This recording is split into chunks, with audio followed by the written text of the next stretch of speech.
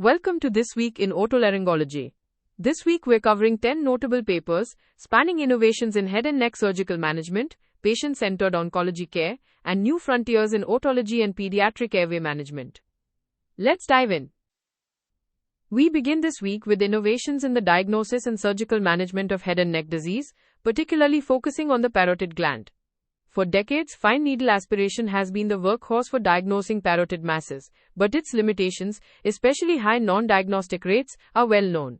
A retrospective study in otolaryngology head and neck surgery directly compares ultrasound-guided FNA to core needle biopsy, or CNB, in 485 patients. The results argue strongly for a shift in practice for certain cases.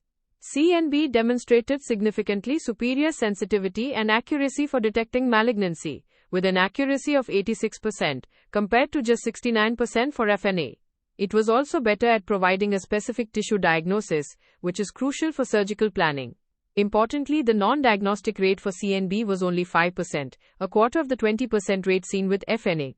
With comparable complication rates and no significant delay to surgery, the authors suggest that CNB should be considered for any parotid mass suspicious for malignancy, where a specific diagnosis would alter the operative plan. Once a diagnosis is made, surgical planning is paramount, especially avoiding injury to the facial nerve. A study in the laryngoscope explores how to better visualize the nerve preoperatively using advanced MRI sequences. Researchers evaluated the combination of Fiesta-C and Mensa sequences in 36 patients. While either sequence alone could identify the main trunk in all patients, and its bifurcation in about 81% of cases, combining the two improved visualization of the bifurcation to 94%. This combination also improved the accuracy of tumor localization from around 70% to 83%. This suggests that using both sequences can provide surgeons with a more detailed and accurate preoperative map of the nerve's relationship to the tumor. Shifting from initial treatment to the challenging scenario of salvage surgery, a paper in Head and Neck introduces a novel minimally invasive technique for patients with prior radiation. The robotic-assisted extended cyst-trunk approach, or RESA, accesses the hypopharynx and larynx through a submental incision, avoiding the base of tongue.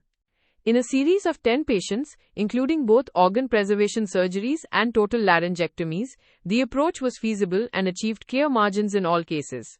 While post-operative bleeding was a notable complication, occurring in 4 patients, oncologic outcomes were excellent at a median follow-up of 15 months, with 100% disease-specific survival. This technique presents a viable new option for salvage surgery in a carefully selected, high-risk patient population. Beyond the operating room, several papers this week focus on system-level and patient-centered factors that influence outcomes in head and neck cancer. In the laryngoscope, researchers asked whether routine involvement of the medical hospitalist service improves outcomes for patients undergoing free tissue transfer. In a retrospective cohort of 362 patients, they compared a period of as-needed consultation to a period where hospitalists were involved in every case post-operatively. The most significant finding was that routine involvement halved the relative risk of transfer to a higher level of care. While there was no statistically significant effect on length of stay, readmission, or mortality, the reduction in escalation of care suggests that co-management improves medical stability in these complex patients. Looking at factors that impact patients even before treatment begins. A cross-sectional study in JAMA Otolaryngology, Head and Neck Surgery examined the link between socioeconomic status and baseline quality of life. Using the Area Deprivation Index, a geographic measure of disadvantage, investigators analyzed survey data from 600 newly diagnosed patients. They found that patients living in the most disadvantaged areas reported significantly lower head and neck cancer-specific well-being scores, compared to those in the least disadvantaged areas. This highlights that socioeconomic factors impact a patient's quality of life from the very beginning of their cancer journey, underscoring the need for early identification and equitable allocation of supportive resources. Finally, on the topic of prevention, a report in Otolaryngology Head and Neck Surgery analyzes HPV vaccination trends in the United States from 2007 to 2023 using a large national database. The findings are concerning. While vaccination rates in males rose dramatically after recommendations expanded, the overall number of vaccinations administered to the target population of patients aged 9 to 26 has actually declined by 47% since 2016.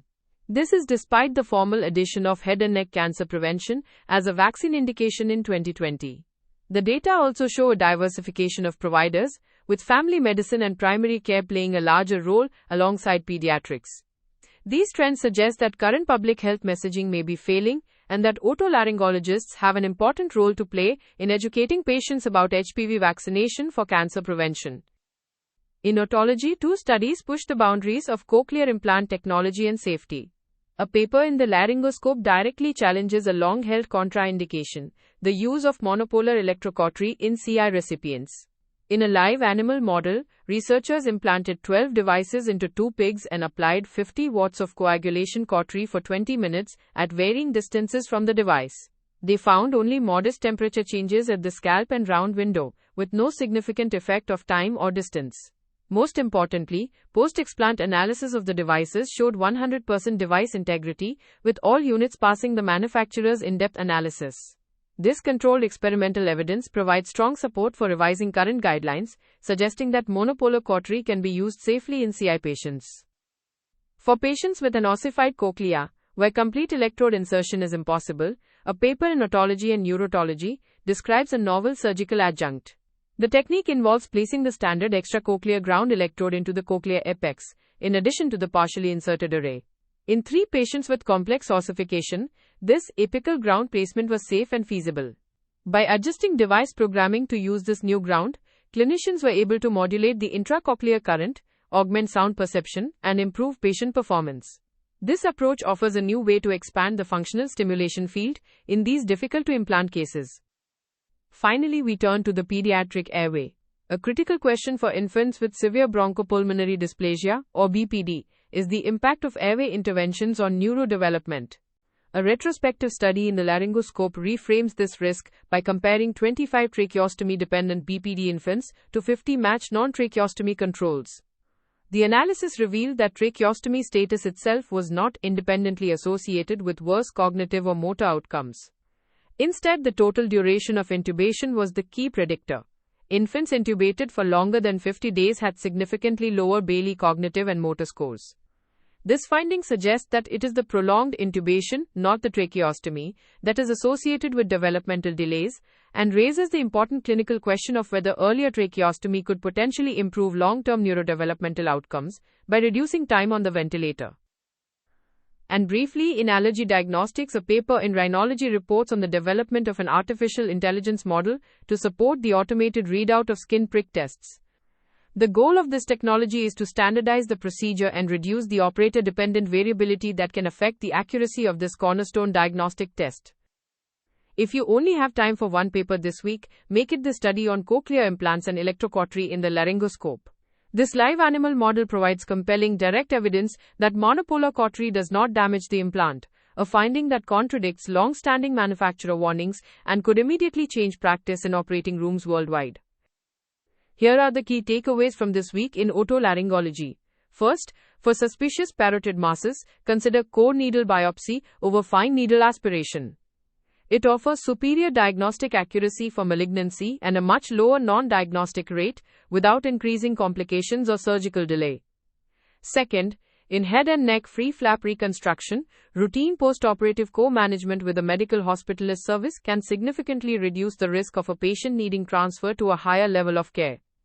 Third, strong new evidence from an animal model suggests that monopolar cautery is safe for patients with cochlear implants, directly challenging current contraindications and potentially making many more surgical procedures accessible to these patients. Fourth, for infants with severe bronchopulmonary dysplasia, it is the duration of intubation, specifically more than 50 days, and not the tracheostomy itself, that is associated with poorer neurodevelopmental outcomes. This may support consideration of earlier tracheostomy to reduce intubation time. Fifth, despite expanded recommendations to include head and neck cancer prevention, HPV vaccination rates among young people in the United States have fallen sharply since 2016, signaling a critical public health challenge that requires renewed educational efforts from all clinicians. That's your roundup for this week in otolaryngology. The full transcript and references are available on the episode page in your Audio Scholar library. This is an AI-curated summary. For clinical decisions, always consult primary sources and current guidelines. See you next week. This is an automated summary generated by artificial intelligence, which can make mistakes. Always review the original source materials.